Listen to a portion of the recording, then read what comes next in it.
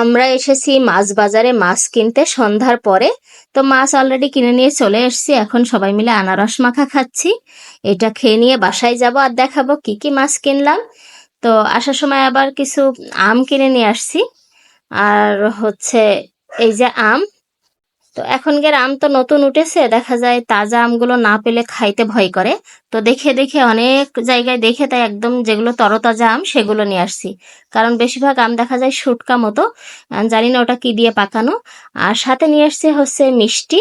এই মিষ্টিটা আমার মেয়ে খুবই পছন্দ করে, আমি বলি সব সময় দেখবেন আমরা নিয়ে আসি, এনে ফ্রিজে সবসময়ই রাখি, কারণ ও প্রচুর পছন্দ করে। এটা ছোট মিষ্টি, এই মিষ্টিটা ও খুবই পছন্দ করে।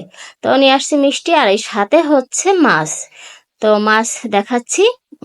এটা হচ্ছে রুই মাছ আর জ্যান্ত মাছ।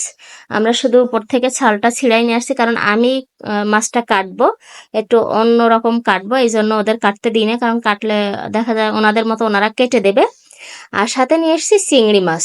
তো এই দুই রকমই মাছ নিয়ে আসছি। যে পরিমাণ মাছের দাম শুনলে খাওয়ার কথা আর মনে থাকে না, কিন্তু কি করব, এটা তো রেগুলার খেতে হয়। তাই একটু বড় সাইজের একটা হচ্ছে জ্যান্ত রুই মাছ আর সাথে চিংড়ি মাছ নিয়ে আসছি। এখন এগুলো কেটে পরিষ্কার করতে হবে। তো আমি অলরেডি কেটে নিয়ে চলে এসেছি। এই যে দেখেন চাইনিজ কাট দিয়েছি, ওনাদেরকে কাটতে দিইনি, কেন ওনারা তো অন্যভাবে পিস করবে, আর আমি চাইনিজ পিস করেছি। কারণ দেখলাম যে পেটি আর হচ্ছে মাছ আলাদা কেন খাবো, একসাথেই খাবো। তাই একদম সরাসরি মাছতে ফিরে চাইনিজ কাট দিয়েছি। আর এই যে চিংড়ি মাছও বেছে নিয়েছি, সবকিছু রেডি করা হয়ে গেছে, এখন এগুলো আমি ফ্রিজে উঠিয়ে দেব।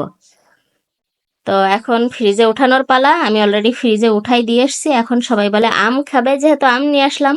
আর এই আমগুলো দেখেই মনে হচ্ছিল একদম মানে তরতাজা আম, ভালো আম। তো আম যেহেতু নিয়ে আসলাম, কিছুক্ষণ ভিজিয়ে রাখছিলাম, এখন এই আম সবাই মিলে খেয়ে নেব। তো আমার তো আর মানে আম, অনেকটা আম, লিচু এগুলো আমার একদম প্রিয় খাবার। এটা ছাড়া থাকতে পারি না। তো আমার হাজবেন্ড কেটেছে, আমি আগেই বলতেছি আমাকে দাও।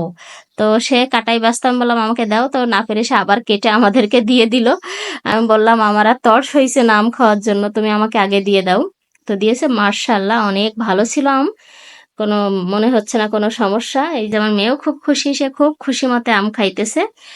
তো আহ, দেখা যায় আম তো মাত্র শুরু, এখনো তো হয়নি। আমরা প্রচুর আম খাই, মানে সিজনাল ফলটা আমাদের অতিরিক্ত খাওয়া হয়। আপনারা যারা আমার নিয়মিত ভিডিও দেখবেন, আমরা প্রচুর সিজনাল ফলটা খাওয়ার চেষ্টা করি। তো আমরা অলরেডি দুটো আম খেয়ে ফেলেছি। নিয়ে আসছি তো বেশি না, চারটা আম। তো বললাম দুইটা খাওয়া, আর দুইটা পরে খাওয়া যাবে। তো আবার একটা কাটতেছে। তো এই ছিল আমার ছোট্ট একটা ভিডিও। কেমন লেগেছে সবাই কমেন্ট করে জানাবেন, আমার পাশে থাকবেন, সবাই আমাদের জন্য দোয়া করবেন।